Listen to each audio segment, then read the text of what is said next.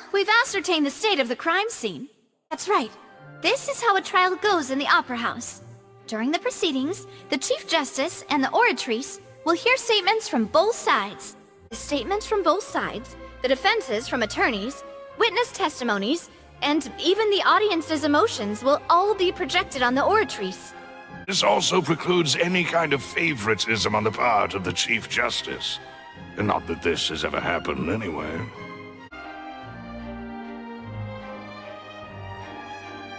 What do we do? The whole situation is so confusing. Good plan. Impossible things don't just happen. We'll get to the truth one way or another. Just relax. Even if everyone else suspects Lyney and Lynette, at least we will be supporting them from the stands. Besides, I doubt Farina understands any more about what happened than we do. Thanks, Navia. Well, we'll be going then. Best of luck to you.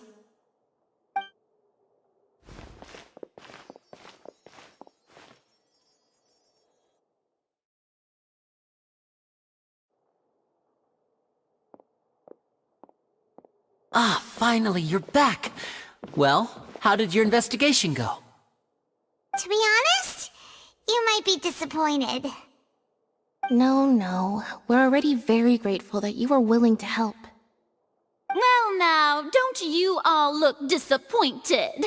Don't tell me that your investigation came up empty-handed. That was to be expected, of course. The guilty can never produce proof of their innocence. But don't let that stop you. I shall be terribly disappointed should you, my most anticipated foe, concede so easily.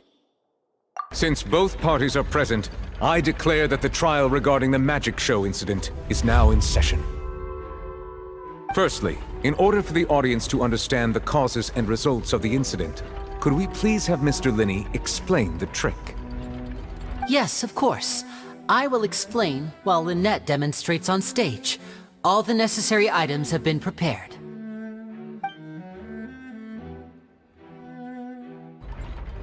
Thank you, Mr. Lyney.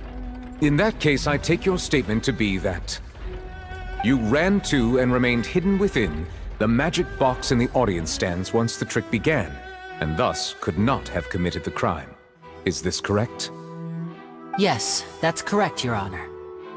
In that case, I call upon the prosecution. Lady Farina, do you wish to refute his statement in any way? Why, of course I do. Allow me to take the first shot and break this case wide open. Mr. Lyney is clearly lying. There is no way you could have been in the box the whole time if you were to abduct Halsey and murder Cowell. In fact, I'd say you were hardly in that tunnel at all. That is simply your hypothesis based on the presumption that I'm guilty. Oh, is that so? And if I may ask, what did you hear while you were inside your box? The roaring countdown of the crowd, of course. That's how I kept track of the time and built anticipation for the finale. And you didn't hear anything else at all? Nothing that might leave an impression of any kind? No, nothing. I see. But when the count reached 30 seconds or so, there was a thud. One so loud that I believe practically everyone heard it. Huh? Hey, hang on. Something's not right here. Yeah, I'm sure he could have heard a noise that loud from inside the box. I was right by the box and I definitely heard the thud. Look at those scales. Could those mean... Well then, ladies and gentlemen, allow me to use the words of the magician himself. You never know what can happen in the blink of an eye. Indeed, it seems his alibi can also collapse in the blink of an eye. Of course, I have armed myself to do far more than smash your alibi. confidence cannot go unfounded, and my foundations are rock solid. Tell me, aren't you and Lynette actually from the House of the Hearth? The House of the Hearth? No wonder they did something like this. So the serial disappearances were the Fatui's doing. Now it all makes sense. I've got a feeling that what happened on stage probably wasn't just an accident. That's irrelevant. Our identities have nothing to do with what happened. Indeed. Then perhaps you could tell us everything that happened during that 1 minute. Your first priority is to prove yourself innocent after all. I'm sure there is little that needs to be kept secret now. Unless your script already has holes in it.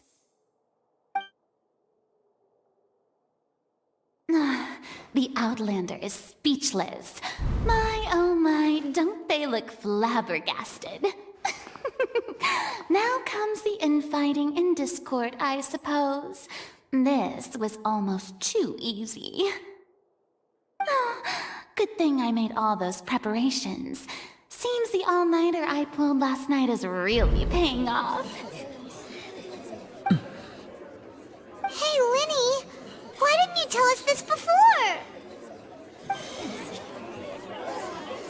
Order! Order! Mr. Lyney, allow me to re-establish the facts. Lady Farina has raised 2 points. First, when the thud was heard in the Opera House, you were neither in the box nor the tunnel. Second, you and Ms. Lynette are both members of the House of the Hearth.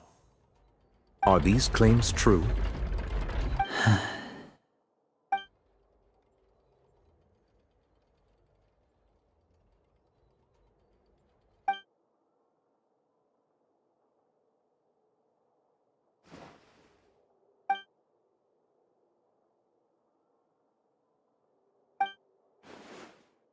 Please answer my question, Mr. Lyney.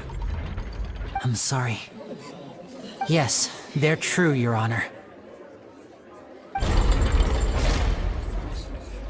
I knew it! Well, that's it. We might as well move on to the sentencing already. What should we do now? Granted.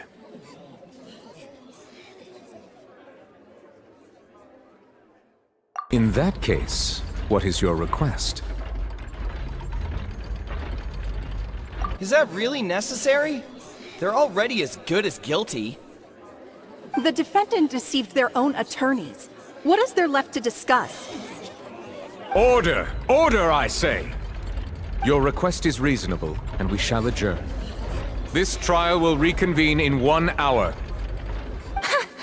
So you would stick to Mr. Lyney's defense even after knowing what you do now? You certainly have more professionalism than I thought. In that case, my dear audience, let's allow the joy of victory to steep for a little while longer.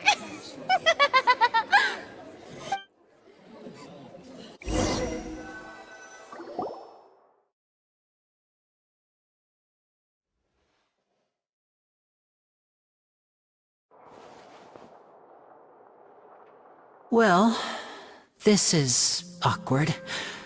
I didn't think the Hydro Archon would dig all that up.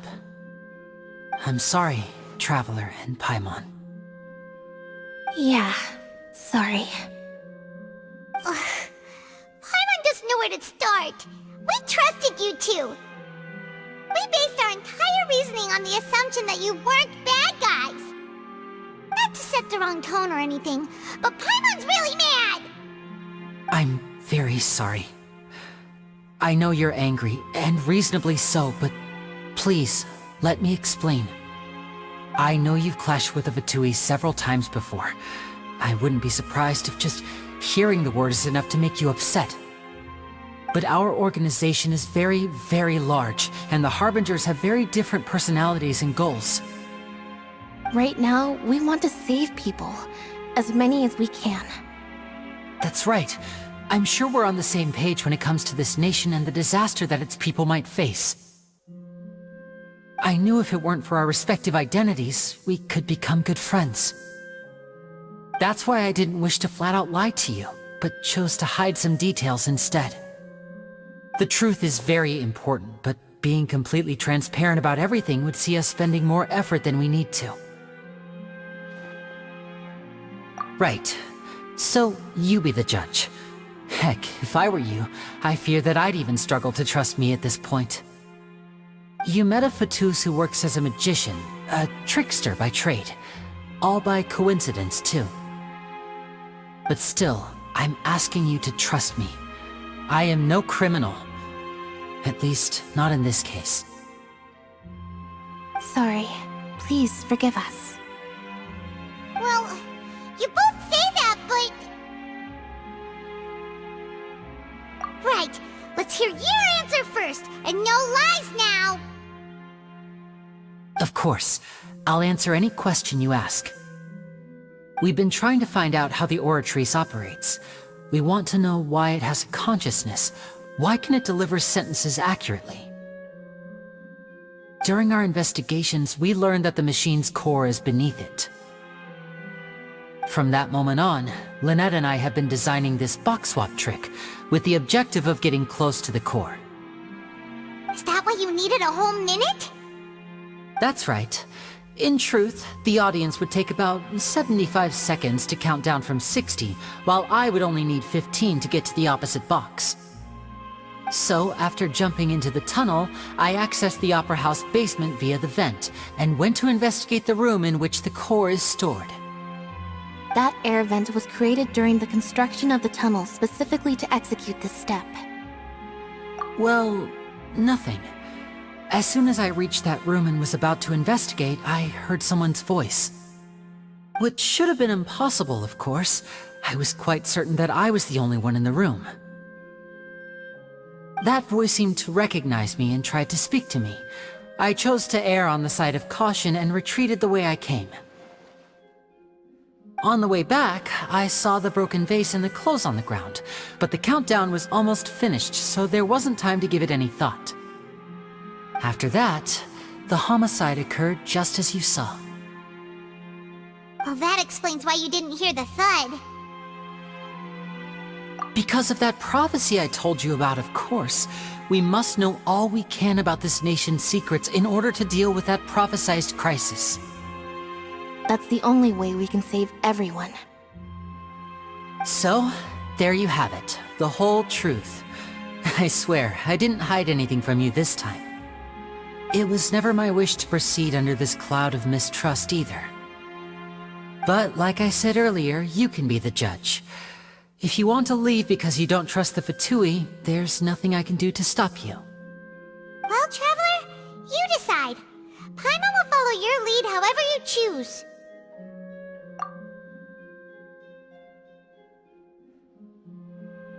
Okay, thank you. Thanks for giving us a chance. The current problem is that the scales are tipped pretty badly against you two. If we want to refute the Hydro Archon's accusations, we're gonna need a seriously watertight defense. Huh?